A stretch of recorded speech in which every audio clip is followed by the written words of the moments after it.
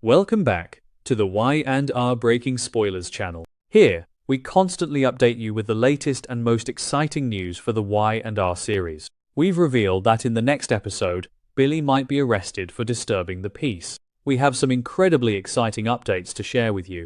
Do you support Billy's decisions? Join us to find out more on our channel. The foundation of Genoa City is trembling, and the epicenter of this impending earthquake is none other than Billy Abbott. For weeks, Billy has been riding a dangerous, sociopathic high, fueled by the world-shattering revelation that he is the biological son of the ruthless Victor Newman.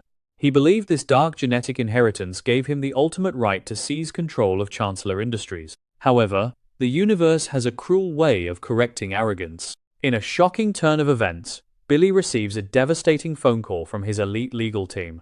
The airtight case he thought he had constructed to overthrow Lily Winters and Kane Ashby is rapidly disintegrating. The lawyers confirm that his claims are fundamentally flawed and far weaker than his delusions of grandeur allowed him to see. His invincibility is shattered in an instant, replaced by a suffocating, blinding panic. What will a desperate man do when his absolute certainty is violently ripped away? As the reality of his legal failure sinks in, Billy's psychological state fractures completely. He is no longer the charming Abbott playboy, he is a cornered predator, stripped of his strategic advantage. The walls of his ambition are closing in, and the ghosts of his past failures begin to scream in his mind. But instead of feeling remorse, Billy channels this profound inadequacy into a white-hot, uncontrollable rage. He refuses to accept defeat, convincing himself that this legal setback is a malicious conspiracy orchestrated by Lily and Kane to steal what is rightfully his. With his pulse pounding and his eyes darkened by an ominous detachment, Billy storms out, his every step toward the Chancellor Winters building echoing with the promise of violence. Will his descent into madness cost him the last shreds of his humanity? Meanwhile, inside the pristine walls of the Chancellor Industries executive boardroom, Lily Winters and Kane Ashby are deeply entrenched in a strategic war council. The atmosphere is thick with exhaustion and paranoia, a direct result of the relentless psychological warfare Billy has been waging against them. Lily, pushed to her absolute limits after Jack Abbott refused her financial buyout, is leaning heavily on Kane's presence.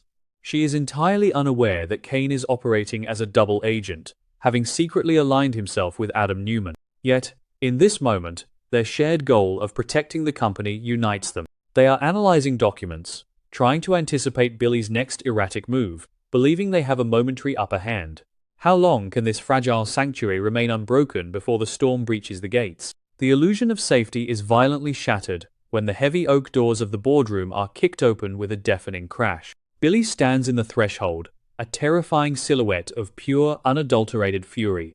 His breathing is ragged, his tie is loosened, and his posture is that of a man who has entirely abandoned reason. The sudden, explosive entrance sends a shockwave through the room, instantly freezing Lily and Kane in their tracks. The air grows icy, thick, with a palpable, suffocating dread. Billy's eyes, usually sparkling with a mischievous charm, are now hollow, cold, and fixated on Lily with a predatory intensity. He does not see the woman he once loved. He only sees an obstacle trying to rob him of his destiny. As he steps fully into the room, the temperature plummets. What dark forces has Billy unleashed within himself to reach this point of no return? Without a word of greeting, Billy unleashes a torrent of physical destruction that leaves Lily and Kane paralyzed with shock. He lunges toward the grand conference table, violently sweeping his arm across its polished surface. Laptops, crystal decanters, and stacks of meticulously prepared legal documents are sent crashing to the floor in a chaotic symphony of shattered glass and scattering paper. The violent physical manifestation of his internal collapse is terrifying to witness. He kicks a heavy leather chair across the room, the thud echoing like a gunshot in the confined space. This is no longer a corporate dispute. It is a visceral, emotional rampage. Billy is attempting to physically dismantle the company he cannot legally conquer. How can anyone reason with a man who has chosen to communicate solely through blind destruction?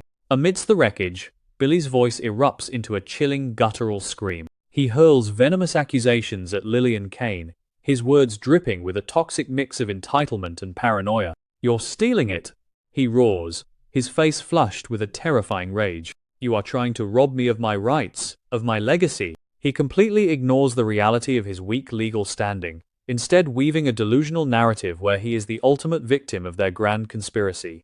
He rants about his Newman DNA, about how he is finally claiming the power that was hidden from him by Jill's decades of lies, and how Lily and Kane are nothing but parasites. His logic is twisted, his perception of reality entirely warped by his insatiable ambition and his desperate need to prove his superiority. Will his delusional narrative permanently sever his ties to reality? Lily, trembling but drawing upon her deep well of inner strength, attempts to de-escalate the terrifying situation. She has seen Billy at his lowest points before, but this iteration of him, this cold, violent stranger, is something entirely new and deeply horrifying.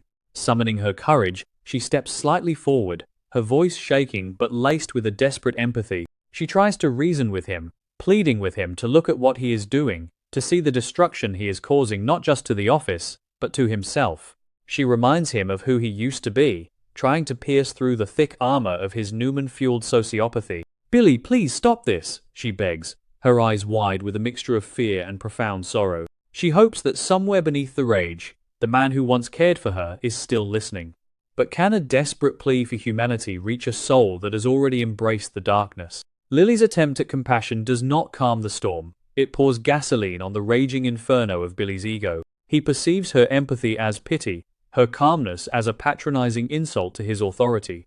Slowly, deliberately, Billy turns his full, terrifying attention toward her. The frantic energy of his rampage suddenly crystallizes into a cold, focused, and deadly stillness. He steps closer to her, invading her personal space, his imposing figure casting a dark shadow over her trembling frame.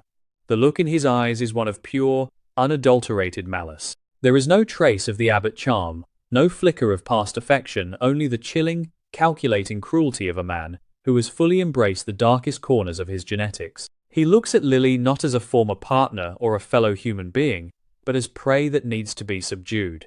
What horrific boundaries is Billy willing to cross to assert his dominance? The tension in the room snaps as Billy raises his voice to a menacing, lethal whisper. He leans in close to Lily's face, his breath hot against her cheek, and delivers a threat that freezes the blood in her veins.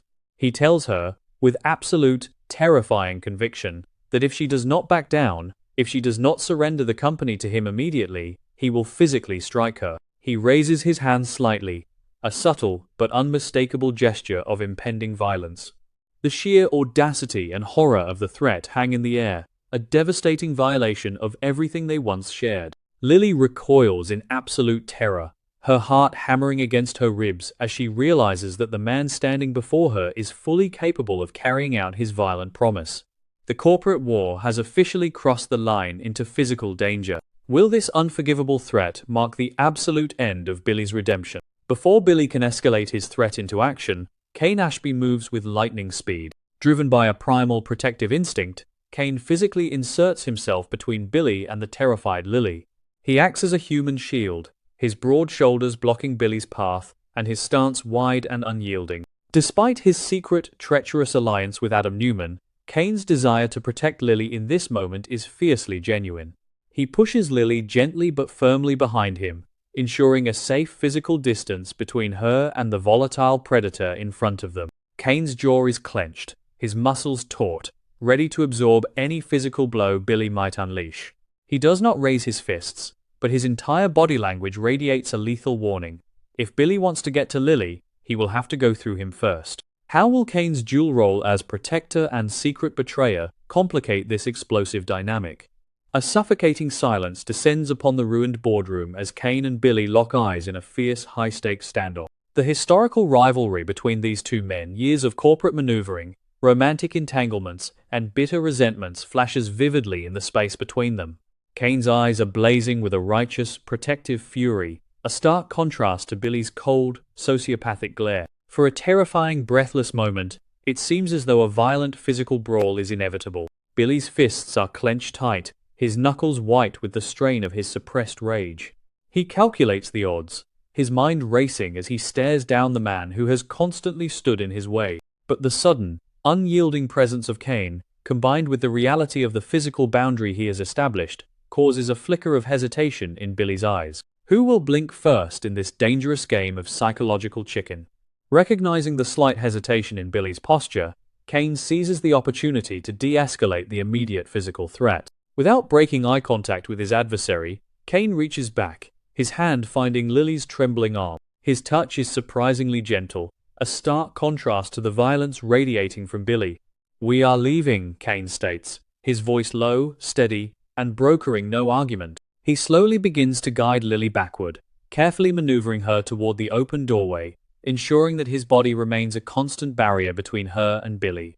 Lily, still reeling from the shock of the threat, leans heavily into Kane's protective embrace, her eyes wide with lingering terror. She allows herself to be led away from the nightmare, finding a fleeting, desperate sense of safety in Kane's arms, entirely unaware of the dark secrets he harbors. Will this traumatic event push Lily further into the arms of a man who is secretly plotting against her? As Kane and Lily disappear down the hallway, the heavy doors of the boardroom remain open, framing Billy in his self-made destruction.